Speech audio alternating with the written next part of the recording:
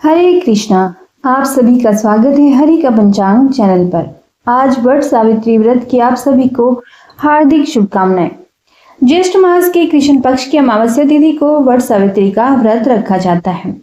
इसमें सत्यवान सावित्री और यमराज की पूजा की जाती है और इस व्रत को रखने वाली महिलाओं का सुहाग अटल होता है और पति पर आया हुआ संकट भी टल जाता है। मान्यता भी है कि सती सावित्री ने इसी व्रत के प्रभाव से अपने मृत पति सत्यवान को धर्मराज से भी जीत लिया था और उन्हें पुनर्जीवन दिलवाया था।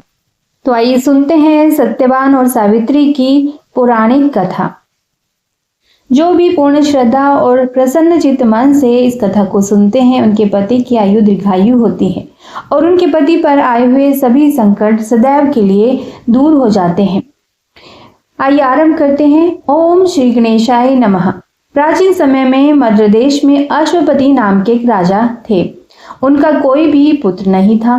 तब ब्राह्मण के निर्देश पर में पुत्र कामना से सभी कामनाओं को पूर्ण करने वाली सावित्री देवी यानी कि गायत्री देवी की आराधना करने लगे। कुछ समय के बाद उनकी आराधना से प्रसन्न होकर देवी सावित्री ने राजा को दर्शन दिए। देवी ने कहा, राजन, तुम मेरे नित्य भक्त हो, इसीलिए मैं तुम्हें कन्या प्रदान करूंगी। मेरी अनुकंपा से तुम्हें सर्वगुण संपन्न सुंदर कन्या की प्राप्ति होगी। ऐसा कहकर वह आकाश में बिजली की तरह अदृश्य हो गई। उस राजा की मालती नाम की पतिव्रता पत्नी थी और समय आने पर वह गर्भवती भी हुई और उसने सावित्री के समान रूप वाली एक कन्या को जन्म दिया। तब राजा ने ब्राह्मण से कहा कि तप के द्वारा आह्वान किए जाने पर माता सावित्री ने इसे मुझे दिया है और यह सावित्री के समान ही रूप वाली है, इसीलिए इसका नाम भी सावित्री ही होगा। तो उन ब्राह्मणों ने उस कन्या का नाम सावित्री रख दिया, नामकरण कर दिया और धीरे धीरे समय व्यतीत होने लगा। समय व्यतीत होने पर जब सावित्री बड़ी हुई तब सावित्री के लिए वर खोजने की तैयारी हुई। तब उसने द्युमत्सेन के पुत्र सत्यवान को पति रूप में वर्ण कर लिया। इधर जब यह बात देवऋषि नारद को पता लगी तब वह राजा अश्वपति के पास आकर बोले कि हे राजन, आपकी कन्या ने तो वर खोजने में बड़ी भारी गलती कर दी है। सत्यवान गुणवान और धर्मात्मा अवश्य है, किंतु वह अल्प आयु है और 1 वर्ष के पश्चात ही उसकी मृत्यु हो जाएगी। देवऋषि नारद जी की यह बात सुनकर राजा उदास हो गए। फिर उन्होंने अपनी पुत्री को बुलाया और समझाया कि ऐसे अल्प आयु व्यक्ति से विवाह करना बिल्कुल भी उचित नहीं है, अतः हम तुम्हारे लिए कोई और वन चुन लेंगे। इस पर सावित्री बोली, हितात, आर्य कन्या अपने पति का एक बार ही वरण करती है, अर्थात एक बार ही अपना वर चुनती है। इसीलिए अब चाहे जो भी हो जाए मैं सत्यवान को ही वर रूप में स्वीकार करूंगी। देवी सावित्री के इस प्रकार अपने संकल्प पर अडिग रहने के कारण राजा अश्वपति को उनका विवाह सत्यवान से मजबूरी में करना ही पड़ा। विवाह का सारा सामान और कन्या को लेकर राजा उस वन में गए जहां अपना राज्य और अपनी आंखों की रोशनी खो चुके राजा द्युमत्सेन अपनी रानी और राजकुमार सहित एक वृक्ष के नीचे कुटिया बनाकर रहा करते थे। इस वन में विधि विधान पूर्वक सावित्री और सत्यवान का विवाह किया गया। वन में रहते हुए बहुत से कष्ट सहकर भी सावित्री अपने नेत्रहीन सास ससुर और पति की सेवा में लगी रहती थी। नारद जी के कहे अनुसार जब पति के मरण काल का समय पास आया तब पतिव्रता और धर्मपरायण सावित्री ने अपने ससुर से आज्ञा लेकर त्रिरात्रि व्रत का अनुष्ठान किया। चौथे दिन आने पर जब सत्यवान ने लकड़ी, फूल और फल लाने के लिए जंगल की ओर प्रस्थान किया तब सावित्री भी ससुर से आज्ञा लेकर दुखी मन से अपने पति के साथ उस भयंकर वन में चली। नारद जी के वचनों का ध्यान करके मन में अपार कष्ट रहने पर भी उसने अपने इस भय को पति के सामने उजागर नहीं होने दिया। पति का मन बदलने के लिए वह झूठ मूठ उनसे वन के वृक्षों और पशु पक्षियों के बारे में बात करती रहती। शूरवीर सत्यवान उस भयंकर वन में विशाल वृक्षों, पक्षियों और पशुओं के दल को दिखला दिखला कर थकी हुई और कमल के समान नेत्रों वाली राजकुमारी सावित्री को आश्वासन देते रहे। इस प्रकार से कुछ समय बीतने पर सत्यवान ने कहा, सावित्री, मैं फलों को एकत्रित कर चुका और तुम फूलों को चुन चुकी हो, लेकिन अभी ईंधन के लिए लकड़ी का तो कोई प्रबंध ही नहीं हुआ। इसीलिए तुम इस वट वृक्ष की छाया में बैठकर थोड़ी देर प्रतीक्षा करते हुए विश्राम कर लो। सावित्री बोली, स्वामी, जैसा आप कहेंगे मैं वैसा ही करूंगी। लेकिन आप मेरी आंखों के सामने से दूर मत जाइएगा, क्योंकि मैं इस घने जंगल में डर रही हूँ। सावित्री के ऐसा कहने पर सत्यवान उसके सामने ही कुछ दूरी पर लकड़ियां काटने लगा। लकड़ियां काटते हुए अचानक सत्यवान के सिर में पीड़ा हुई। पीड़ा से व्याकुल होकर सत्यवान अपनी पत्नी के पास आकर बोले, सावित्री, इस परिश्रम से तो मेरे सर में बहुत अधिक पीड़ा हो रही है। ऐसा लग रहा है जैसे मैं अंधकार में जा रहा हूँ। इस समय मैं तुम्हारी गोद में सर रखकर सोना चाहता हूँ। सावित्री से ऐसा कहकर सत्यवान उसकी गोद में सर रखकर सो गए। जब सत्यवान सो गए तब राजपुत्री सावित्री ने उस स्थान पर स्वयं धर्मराज जी को आते हुए देखा, जो नील कमल के समान श्याम वर्ण से सुशोभित और पीतांबर धारण किए थे। उनके पीछे मृत्यु सहित काल भी था। धर्मराज जी ने उस स्थान पर पहुंचकर सत्यवान के प्राणों को पाश में बांधकर अपने अधीन कर लिया और उसे खींचकर बड़ी तेजी से दक्षिण दिशा की ओर प्रस्थान किया। पति को प्राण रहित देखकर सावित्री जाते हुए धर्मराज जी के पीछे पीछे चलने लगी और कांपते हुए हृदय से अपने दोनों हाथ जोड़कर बोली, माता की भक्ति से इस लोक, पिता की भक्ति से मध्यम लोक और गुरु की भक्ति से ब्रह्म लोक की प्राप्ति होती है। जो इन तीनों का आदर करता है उसने तो सभी धर्म का पालन ही कर लिया। जिसने इन तीनों का आदर नहीं किया उसके तो किए हुए समस्त पुण्य कार्य भी निष्फल हो जाते हैं। पुरुष के सारे कर्म माता पिता और गुरु इन्हीं तीनों में समाप्त हो जाते हैं। तब यमराज जी ने कहा, सावित्री, तुम हमसे जिस कामना को पूर्ण कराने के लिए आ रही हो उस कामना को छोड़ दो और यहीं से वापस लौट जाओ। सचमुच संसार में माता पिता और गुरु की सेवा से बढ़कर कोई अन्य धर्म है ही नहीं। तुम्हारा पति गुरुजनों की पूजा में निष्ठा रखने वाला है, किंतु तुम्हारा इस प्रकार से मेरे पीछे पीछे आना मेरे कार्य में बाधा डाल रहा है, इसीलिए तुम लौट जाओ। लेकिन सावित्री बोली, हे धर्मराज, स्त्रियों का पति ही देवता होता है, पति ही उसको शरण देने वाला होता है, इसीलिए साध्वी स्त्रियों को अपने पति का अनुगमन करना चाहिए। पिता, भाई तथा पुत्र परिमित संपत्ति देने वाले होते हैं, परंतु पति अपरिमित संपत्ति का दाता है। भला ऐसे पति की कौन स्त्री पूजा नहीं करेगी। सुरोत्तम, आप मेरे पति को जहां लेकर जा रहे हैं मुझे भी वहीं लेकर चलिए, नहीं तो मैं अपने प्राण त्याग दूंगी। तब यमराज ने कहा कि हे पतिव्रता, मैं तुम पर बहुत प्रसन्न हूँ, इसीलिए सत्यवान के प्राणों को छोड़कर तुम कोई और वरदान मांग लो और देर मत करो। तब सावित्री बोली, धर्मज्ञ जो राज्य से हो गए हैं तथा जिनकी आंखों की रोशनी चली गई है, ऐसे मेरे महात्मा ससुर को राज्य तथा आंखों की रोशनी प्रदान कीजिए। यमराज ने कहा, भद्रे, तुम्हारी यह सब इच्छाएं पूर्ण होंगी। तुम अब बहुत दूर तक चली आई हो, तुम्हारे मेरे पीछे पीछे चलने से मेरे काम में विघ्न पड़ेगा और तुम्हें भी थकावट होगी, इसीलिए अब तुम वापस लौट जाओ। तब सावित्री कहने लगी, हे देवश्रेष्ठ, सत्पुरुषों के साथ समागम होने पर भला कैसी मेहनत, कैसा परिश्रम और कैसा दुख। विष, अग्नि, सर्प तथा शस्त्र से लोगों को उतना भय नहीं होता जितना दुष्टों से हुआ करता है। जिस प्रकार सत्पुरुष अपने प्राणों का त्याग करके भी परोपकार करते हैं, इस प्रकार दुर्जन भी अपने प्राणों का परित्याग कर दुष्टों को कष्ट देने में तत्पर रहते हैं। यह जगत सत्पुरुषों द्वारा धारण किया जाता है और आप उन सत्पुरुषों के अग्रणी हैं, इसलिए हे देव, आपके पीछे चलते हुए मुझे कुछ भी दुख नहीं हो रहा। यमराज बोले कि हे विशालाक्षी, तुम्हारे इन धर्म युक्त वचनों से मैं बहुत प्रसन्न हूँ, इसीलिए सत्यवान के प्राणों के अलावा दूसरा कोई और वर मांग लो और देर मत करो, यहीं से वापस लौट जाओ। अब की बार सावित्री बोली, मैं 100 सहोदर भाइयों की अभिलाषिनी हूँ। मेरे पिता पुत्रहीन है, इसीलिए मैं पुत्र लाभ से प्रसन्न हूँ। यह सुनकर यमराज ने सावित्री से कहा, सावित्री, तुम जैसे आई हो वैसे ही लौट जाओ और अपने पति की अंतिम क्रिया की व्यवस्था करो। अब यह दूसरे लोक में चला गया है, इसीलिए तुम इसके पीछे पीछे नहीं चल सकती हो, क्योंकि तुम पतिव्रता हो, इसीलिए 2 घड़ी तक और मेरे साथ चल सकती हो। सत्यवान ने गुरुजनों की सेवा करके महान पुण्य अर्जित किया है, इसीलिए मैं स्वयं इसे लेकर जा रहा हूँ। विद्वान पुरुष को माता पिता और गुरु की सेवा में सदैव तत्पर रहना चाहिए, उनका कभी भी अपमान नहीं करना चाहिए।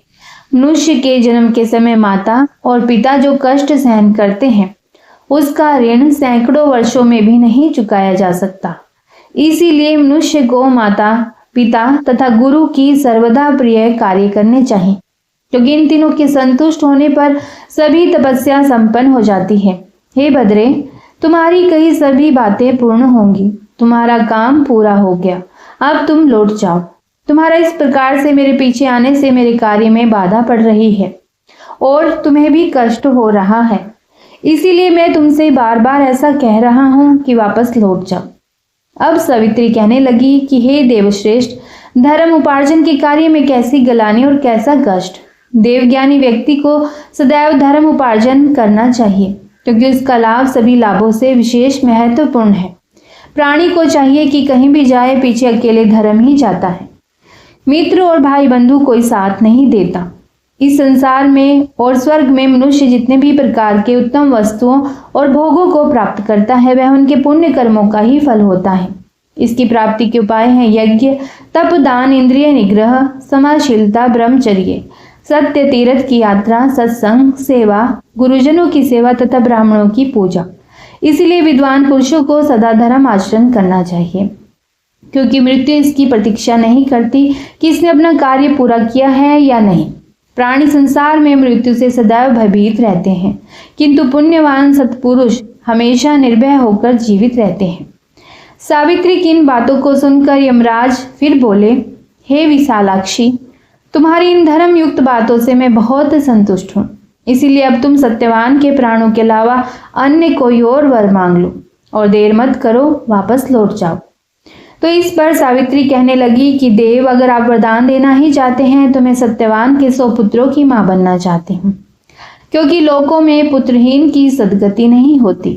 क्योंकि यमराज जी ने देखा कि सावित्री लगातार उनके पीछे चली आ रही है, इसीलिए उन्होंने क्षण की भी देरी किए बिना कहा कि सावित्री, अब तुम शेष कामनाओं को छोड़कर वापस लौट जाओ और मैं तुम्हारी यह इच्छा अवश्य पूर्ण करूंगा। तब सावित्री ने कहा, धर्म अधर्म के विधान को भली भांति जानने वाले देव, आप ही जगत के स्वामी हैं, क्योंकि आप कर्मों के अनुरूप प्रजाओं का नियमन करते हैं। इसीलिए यम नाम से पुकारे जाते हैं, क्योंकि आप धर्म पूर्वक सारी प्रजा को आनंदित करते हैं। इसीलिए लोग आपको धर्मराज नाम से पुकारते हैं। मरने पर लोग अपने सत्य असत्य दोनों प्रकार के कर्मों को आगे रखकर आपके पास जाते हैं, इसलिए आप मृत्यु कहलाते हैं। सभी प्राणियों के क्षण काल आदि से समय की आप गणना करते रहते हैं, इसीलिए तत्वदर्शी लोग आपको काल नाम से पुकारते हैं। देवताओं में श्रेष्ठ है धर्मराज, आपकी शरण में आई हुई मुझ दुखिया की रक्षा कीजिए। और अभी अभी आपने मुझे सत्यवान के 100 पुत्रों की मां होने का आशीर्वाद प्रदान किया है और आप मेरे पति को लेकर जा रहे हैं। मैं पतिव्रता स्त्री हूँ, ऐसे में मैं अपने पति के बिना 100 पुत्रों की मां कैसे बन सकती हूँ। तब यमराज जी बोले, हे धर्मज्ञ, तुम्हारी स्तुति और भक्ति से संतुष्ट होकर मैंने तुम्हारे पति सत्यवान को मुक्त कर दिया है। अब तुम सफल मनोरथ होकर वापस लौट जाओ। यह सत्यवान तुम्हारे साथ 500 वर्षों तक राज्य सुख भोग कर अंतकाल में स्वर्ग लोक जाएगा और सत्यवान तुम्हारे गर्भ से 100 पुत्रों को भी उत्पन्न करेगा। वे सभी पुत्र सब देवताओं के समान तेजस्वी और क्षत्रिय राजा होंगे। ऐसा कहकर यमराज जी सत्यवान को छोड़कर काल तथा मृत्यु के साथ वहीं अदृश्य हो गए। इसके बाद पतिव्रता सावित्री वहां से जिस मार्ग से गई थी उसी मार्ग से लौटकर उस स्थान पर आई जहां सत्यवान का मृत शरीर पड़ा हुआ था। तब सावित्री पति के नजदीक जाकर उनके सिर को अपनी गोद में रखकर पहले की तरह बैठ गई। उस समय सूर्यदेव अस्ताचल को जा रहे थे, अर्थात अस्त हो रहे थे। थोड़ी देर में सत्यवान ने अपनी आंखें खोली और उठकर बैठ गए। सत्यवान ने सावित्री से कहा कि वह पुरुष कहाँ चला गया जो मुझे खींच कर लिए जा रहा था। यहाँ सोते सोते तो मेरा पूरा दिन व्यतीत हो गया। तुमने भी पूरे दिन से कुछ खाया नहीं और वहाँ आश्रम में मेरे माता पिता को भी मेरे कारण दुख भोगना पड़ा। सावित्री, मैं उन्हें देखना चाहता हूँ, चलो जल्दी चलो। तब सावित्री बोली, स्वामी, सूर्य तो अस्त हो गए हैं, चलिए अब हम आश्रम को लौट चलें। मैं वही सारी घटना विस्तार पूर्वक आपको बताऊंगी। ऐसा कहकर सावित्री अपने पति के साथ आश्रम में जा पहुंची। इसी समय पत्नी सहित द्युमत सेन राजा को नेत्र ज्योति प्राप्त हो गई। वे दोनों अपने पुत्र और पुत्रवधू को वापस आया देखकर बहुत प्रसन्न हुए। सावित्री और सत्यवान ने सहपत्नी क्षत्रिय श्रेष्ठ राजा द्युमत सेन को प्रणाम किया। पिता ने अपने पुत्र को गले से लगा लिया। उसी समय आनंदित सावित्री ने जैसी घटना घटित हुई थी उसका वर्णन किया और इस रात को अपने व्रत को भी समाप्त किया। और अगले दिन प्रातःकाल राजा की सारी प्रजा सेना सहित ढोल नगाड़े बजाते हुए राजा को पुनः राज्य प्रदान करने के लिए निमंत्रण देने आई और यह सूचना दी कि राजन नेत्रहीन होने के कारण जिस राजा ने आपके राज्य को छीन लिया था वो राजा मंत्रियों द्वारा मार डाला गया है, इसलिए अब आप ही राजा हैं। यह सुनकर राजा सेना के सहित वहां गए और धर्मराज की कृपा से पुनः अपने राज्य को प्राप्त कर लिया और समय आने पर सावित्री 100 पुत्रों की मां भी बनी। इस प्रकार पतिव्रता सावित्री ने अपने पितर पक्ष और पति पक्ष दोनों का उद्धार किया और मृत्यु के पाश में बंधे हुए अपने पति को भी मुक्त कराया।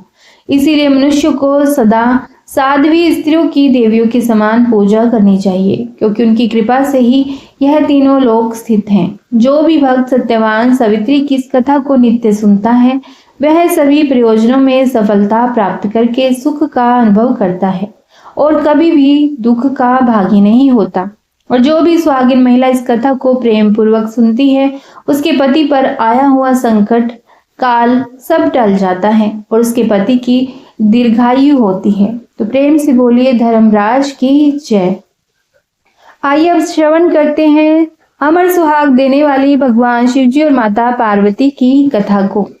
आज के दिन इस पवित्र कथा को सुनने से हम सबकी मनोकामनाएं पूर्ण होती हैं और सभी संकट दूर हो जाते हैं। तो आप सभी लोग पूर्ण श्रद्धा और प्रसन्न चित्त मन से इस कथा को संपूर्ण अवश्य ही सुनिएगा। एक बार की बात है, माता पार्वती शिवजी को पति रूप में प्राप्त करने के लिए घोर तपस्या कर रही थी। उनकी तपस्या को देखकर देवताओं ने शिवजी से देवी की मनोकामना को पूर्ण करने की प्रार्थना की। शिवजी ने पार्वती जी की परीक्षा लेने के लिए सप्त ऋषियों को भेजा। सप्त ऋषियों ने शिवजी के सैकड़ों अवगुण गिनाए, परंतु पार्वती जी को महादेव के अलावा किसी और से विवाह मंजूर नहीं था। विवाह से पहले सभी वर अपनी भावी पत्नी को लेकर आश्वस्त होना चाहते हैं, इसीलिए शिवजी ने स्वयं भी पार्वती जी की परीक्षा लेने की सोची। भगवान शंकर प्रकट हुए और पार्वती जी को वरदान देकर अंतर्ध्यान हुए। इतने में पार्वती माता जहाँ तप कर रही थी वहीं पास के तालाब में मगरमच्छ ने एक लड़के को पकड़ लिया। लड़का जान बचाने के लिए चिल्लाने लगा। पार्वती जी से उस बच्चे की चीख सुनी नहीं गई। द्रवित हृदय होकर वह तालाब पर पहुंची तो देखा कि एक मगरमच्छ लड़के को तालाब के अंदर खींच कर ले जा रहा है। लड़के ने देवी को देखकर कहा, मेरी ना तो माँ है ना ही बाप ना कोई मित्र, तो माता आप ही मेरी रक्षा कीजिए। इस पर पार्वती जी ने कहा कि हे मगरमच्छ, इस लड़के को छोड़ दो। मगरमच्छ बोला, दिन के छठे पहर में जो भी मुझे मिलता है उसे अपना आहार समझकर स्वीकार करना मेरा नियम है और ब्रह्मदेव ने दिन के छठे पहर में इस लड़के को भेजा है, तो मैं इसे क्यों छोड़ दूं? पार्वती जी ने विनती की कि तुम इसे छोड़ दो, बदले में तुम्हें जो चाहिए वह मुझसे कहो। मगरमच्छ बोला, एक ही शर्त पर मैं इसे छोड़ सकता हूँ। आपने तप करके महादेव जी से जो वरदान प्राप्त किया है, यदि उस तप का फल मुझे दे दो तो मैं इसे छोड़ दूंगा। पार्वती जी तुरंत तैयार हो गई। उन्होंने कहा, मैं अपने तप का फल तुम्हें देने को तैयार हूँ, लेकिन तुम इस बालक को छोड़ दो। मगरमच्छ ने समझाया कि सोच लीजिए देवी, जोश में आकर संकल्प मत कीजिए। हजारों वर्षों तक आपने जैसा तप किया है वैसा देवताओं के लिए भी संभव नहीं है। उसका सारा फल इस बालक के प्राणों के बदले चला जाएगा। पार्वती जी ने कहा, मेरा निश्चय पक्का है, मैं तुम्हें अपने तप का फल देती हूँ, तुम इसको जीवन दे दो। मगरमच्छ ने पार्वती जी से तप दान करने का संकल्प करवाया। तप का दान होते ही मगरमच्छ का शरीर तेज से चमकने लगा। मगरमच्छ बोला, हे पार्वती, देखो तप के प्रभाव से मैं तेजस्वी बन गया हूँ। तुमने जीवन भर की पूंजी एक बच्चे के लिए व्यर्थ कर दी। चाहो तो अपनी भूल सुधारने का एक मौका और दे सकता हूँ मैं तुम्हें। पार्वती जी ने कहा, हे मगरमच्छ, तब तो मैं पुनः प्राप्त कर सकती हूँ, किंतु यदि तुम इस लड़के को निगल जाते तो इसका जीवन वापस नहीं मिल सकता था। देखते ही देखते वह लड़का भी अदृश्य हो गया। मगरमच्छ भी लुप्त हो गया। पार्वती जी ने मन ही मन विचार किया, मैंने तप तो दान कर दिया है, अब पुनः तप आरंभ करूंगी। पार्वती जी ने फिर से तप करने का संकल्प किया। भगवान सदाशिव फिर से प्रकट होकर बोले, पार्वती भला अब क्यों तप कर रही हो? पार्वती जी ने कहा, प्रभु मैंने अपने तप का फल दान कर दिया है। आपको पति रूप में पाने के संकल्प के लिए मैं फिर से वैसा ही घोर तप करके आपको प्रसन्न करूंगी। महादेव जी बोले, मगरमच्छ और वो लड़का दोनों रूपों में मैं ही था। तुम्हारा चित्त प्राणी मात्र में अपने सुख दुख का अनुभव करता है या नहीं, इसकी परीक्षा के लिए मैंने यह लीला रची थी। अनेक रूपों में दिखने वाला मैं एक ही हूँ। मैं अनेक शरीरों में शरीरों से अलग निर्विकार हूँ। तुमने अपना तप मुझे ही दिया है, इसीलिए तुम्हें अब और तप करने की कोई आवश्यकता नहीं है। देवी पार्वती ने महादेव को प्रणाम कर प्रसन्न मन से विदा किया। तो प्रेम से बोलिए, माता पार्वती की जय, प्रभु शंकर की जय, हर हर महादेव। बोलिए लक्ष्मीपति नारायण भगवान की जय। आइए अब सुनते हैं जेठ अमावस्या की कथा। इसे पूर्ण श्रद्धा और प्रसन्न चित्त मन से पूर्ण अवश्य ही सुनिएगा। पौराणिक कथा के अनुसार एक बूढ़ा ब्राह्मण था। वह हर रोज पीपल को जल से सींचता था। पीपल में से हर रोज एक लड़की निकलती और कहती, पिताजी मैं आपके साथ जाऊंगी। यह सुनते सुनते बूढ़ा दिन ब दिन कमजोर होने लगा। तो बुढ़िया ने पूछा कि क्या बात है? बूढ़ा बोला कि पीपल से एक लड़की निकलती है और कहती है कि वह भी मेरे साथ चलेगी। बुढ़िया बोली कि कल ले आना उस लड़की को। जहाँ 6 लड़कियां पहले से ही हमारे घर में हैं, वहाँ 7वीं लड़की और सही। अगले दिन वह बूढ़ा उस लड़की को घर ले आया। घर लाने के बाद बूढ़ा ब्राह्मण आटा मांगने गया तो उसे पहले दिनों की अपेक्षा आज ज्यादा आटा मिला। जब बुढ़िया वह आटा छानने लगी तो लड़की ने कहा कि लाओ मैं छान देती हूँ। जब वह आटा छानने बैठी तो प्रांत भर गई। उसके पश्चात माँ खाना बनाने जाने लगी तो लड़की बोली कि आज रसोई में बनाऊंगी। तो बुढ़िया बोली कि ना, तेरे हाथ जल जाएंगे। लेकिन लड़की नहीं मानी। वह रसोई में खाना बनाने गई तो उसने तरह तरह के 3600 व्यंजन बना डाले और आज सभी ने भरपेट खाना खाया, जो इससे पहले वह आधा पेट भूखा ही रहा करते थे। और रात हुई तो बुढ़िया का भाई आया और कहने लगा कि दीदी मैं तो खाना खाऊंगा। बुढ़िया परेशान हो गई कि अब खाना कहाँ से लाएगी। लड़की ने पूछा कि क्या बात है माँ? तो उसने कहा कि तेरा मामा आया है और रोटी खाएगा, लेकिन रोटी तो सबने खा ली है, अब उसके लिए कहाँ से लाऊं? तब लड़की बोली कि तुम चिंता मत करो, मैं बना दूंगी। और वह रसोई में गई और मामा के लिए 36 व्यंजन बना दिए। मामा ने भरपेट खाया और कहा भी कि ऐसा खाना इससे पहले उसने कभी नहीं खाया। बुढ़िया ने कहा कि भाई तेरी पावनी भांजी है, उसी ने बनाया है। शाम हुई तो लड़की बोली कि माँ चौका लगा के चौके का दिया जला देना, कोठे में मैं सो जाऊंगी। बुढ़िया बोली कि ना बेटी तू डर जाएगी। वह बोली कि मैं नहीं डरूंगी, मैं अंदर कोठे में ही सोऊंगी। वह कोठे में ही जाकर सो गई। आधी रात को लड़की उठी और चारों ओर आंख मारी तो देखा धन ही धन हो गया। वह बाहर जाने लगी तो एक बूढ़ा ब्राह्मण सो रहा था। उसने देखा तो कहा कि बेटी तू कहाँ चली? लड़की बोली कि मैं तो दरिद्रता दूर करने आई थी, अगर तुम्हें दूर करवानी है तो करवा लो। उसने बूढ़े के घर में भी आंख से चारों ओर देखा तो धन ही धन हो गया। सुबह सवेरे सब उठे तो लड़की को ना पाकर उसे ढूंढने लगे कि पाहुनी बेटी कहाँ चली गई। बूढ़ा ब्राह्मण बोला कि वह तो लक्ष्मी माता थी, जो तुम्हारे साथ मेरी दरिद्रता भी दूर कर गई।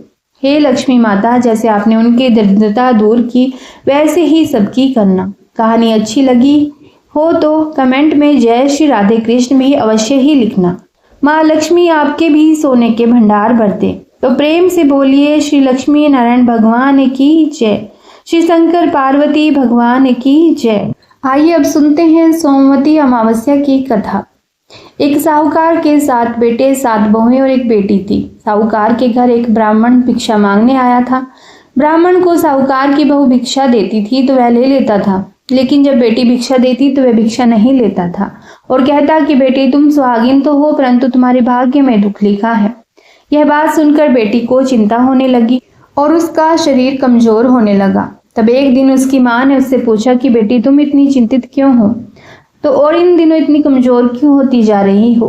तो उसने बताया कि एक ब्राह्मण भिक्षा मांगने आता है जो कहता है कि बेटी तुम सुहागिन तो हो, परंतु तुम्हारे भाग्य में दुख लिखा है। ये बात सुनकर उसकी माँ ने कहा कि अगर वह ऐसा कहता है तो मैं कल सुनूंगी। अगले दिन जब वह ब्राह्मण फिर से भिक्षा लेने आया तो उसकी माँ छुप कर बैठ गई। जब बेटी भिक्षा देने लगी तो ब्राह्मण ने फिर से वही बात बोली।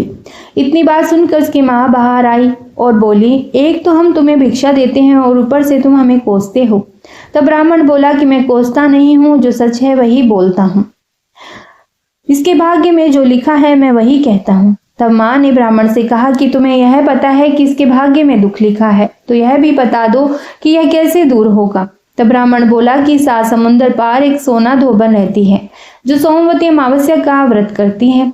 अगर वह आकर अपना फल दे दे तो इसका निवारण हो सकता है, नहीं तो विवाह होते ही इसके पति को सांप डस लेगा। यह बात सुनकर माँ बहुत रोने लगी और सोना धोबन की तलाश में जाने लगी।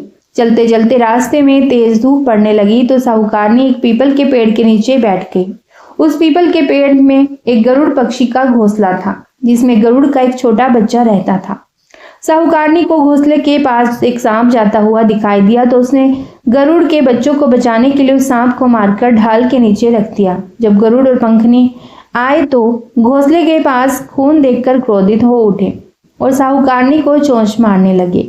तब साहूकारनी बोली कि मैंने तो तुम्हारे बच्चे की जान बचाई है। यह सांप तुम्हारे बच्चे को डसने वाला था तो मैंने इसे मार कर गिरा दिया। गरुड़ ने सांप की ओर देखकर कहा कि तुमने हमारे बच्चों की जान बचाई है, अब तुम्हें जो मांगना है मांगो। तब साहूकारनी बोली कि मुझे 7 समुंदर पार सोना धोबन के घर छोड़कर आओ। गरुड़ ने साहूकारनी को अपनी पीठ पर बैठाकर 7 समुंदर पार सोना धोबन के घर छोड़ दिया। वहां जाकर साहूकारनी ने सोचा कि सोना धोबन को कैसे राजी किया जाए। सोना धोबन के 7 बेटे और 7 बहुएं थी। उसकी 7 बहुएं काम को लेकर रोज लड़ाई करती थी और काम भी नहीं करती थी। रात को जब सब सो जाते थे तो साहूकारनी सोना धोबन के घर जाती और घर का सारा काम करती। गायों को नहलाती, घर की सफाई करती, रसोई का सारा काम संभालती और चौका बर्तन करती, आटा पीसती, कपड़े धोती, पानी भरती और दिन होने से पहले चली जाती। बहुएं सोचती थी कि यह सारा काम कौन कर रहा है, लेकिन कभी एक दूसरे से पूछती नहीं थी यह सारा काम कौन कर रहा है। एक दिन धोबन ने कहा कि तुम आजकल लड़ती भी नहीं हो, काम भी ठीक कर रही हो। तो बहुओं ने कहा कि सासू जी, काम तो हमें ही करना पड़ता है, चाहे हम लड़कर करें या राजी से करें, इसीलिए लड़ाई करने का क्या फायदा होगा। सोना धोबन ने सोचा कि आज देखूं कि कौन सी बहू काम करती है। वह रात को सोई भी नहीं और देखा कि रात को एक औरत आती है और सारा काम करने लग जाती है और फिर चली जाती है। सोना धोबन ने बोला कि तुम कौन हो और तुम्हें ऐसी क्या जरूरत है जो तुम इतना काम कर रही हो। साहूकारनी ने कहा कि जरूरत है तभी तो इतना सारा काम कर रही हूँ। सोना धोबन ने पूछा कि तुम्हें क्या चाहिए। साहूकारनी बोली, पहले मुझे वचन दो तभी मैं बताऊंगी। सोना धोबन ने वचन दिया और कहा कि अब बताओ। साहूकारनी बोली कि मेरी बेटी के भाग्य में दुख लिखा है, इसलिए आप चलकर उसका सुहाग दे दो और अपना सोमवती अमावस्या का फल दो। सोना धोबन अपने बेटे बहू से बोली कि मैं तो साहूकारनी के साथ जा रही हूँ, यदि पीछे से तुम्हारे पिताजी को कुछ हो जाए तो तेल घी के कूप में डालकर छोड़ देना। और फिर दोनों जने साहूकारनी के घर चली जाती हैं। साहूकार की बेटी का ब्याह होने लगा तो दूल्हा फेरों में बैठ गया। सोना धोबन दूल्हे के घुटने के पास कच्चा करवा रखकर उसमें दूध डालकर उस तात का तार लेकर बैठ गई। थोड़ी देर बाद सांप दूल्हे को डसने के लिए आया। सोना धोबन ने करवा आगे रखा और तार से बांध दिया, लेकिन दूल्हा डर के मारे मर गया। और तब सोना धोबन ने टीके में से रोली निकाली, मांग में सिंदूर निकाला, आंख में से काजल निकाला और मेहंदी निकालकर छोटी उंगली से छींटे मारे और बोली कि आज दिन तक मैंने जितनी सोमवती अमावस्या करी है उनका फल तो साहूकार की बेटी को लग जाए, और आगे जो मैं सोमवती अमावस्या का व्रत करूं उसका फल मेरे परिवार को लगे। इतना कहते ही दूल्हा जीवित हो गया और सब सोमवती अमावस्या की जय जय बोलने लगे। सोना धोबन वापस जाने लगी। तब साहूकारनी ने कहा कि तुमने मेरे जमाई को नया जीवन दिया है, इसलिए तुम कुछ भी मांग लो। तब सोना धोबन बोली कि मुझे तो कुछ भी नहीं चाहिए, सिर्फ एक हांडी दे दो। वह हांडी लेकर चली जाती है और रास्ते में सोमवती अमावस्या आती है तो सोना धोबन हांडी की 108 परिक्रमा लगाकर पीपल के पेड़ के नीचे गाड़ कर घर आ जाती है। घर आकर वह देखती है कि उसका पति मरा हुआ है, जो तेल और घी के कूप में पड़ा है। तब वह टीके में से रोली निकालती है, मांग में से सिंदूर निकालती है और आंख में से काजल निकालती है और अपने हाथ की चिटली यानी कि छोटी उंगली से छींटे देती है और बोलती है, मैंने जो रास्ते में सोमवती अमावस्या की है उसका फल मेरे पति को लग जाए। इतना कहते ही सोना धोबन का पति उठकर बैठ जाता है और घर पर एक ब्राह्मण ज्योतिष आया और बोला कि जजमान, सोमवती अमावस्या को मुझे दक्षिणा दीजिए। सोना धोबन बोली कि मुझे तो सोमवती अमावस्या रास्ते में आई थी तो मैंने कुछ भी नहीं किया, जो कुछ भी किया वह सब पीपल के नीचे ही काट दिया।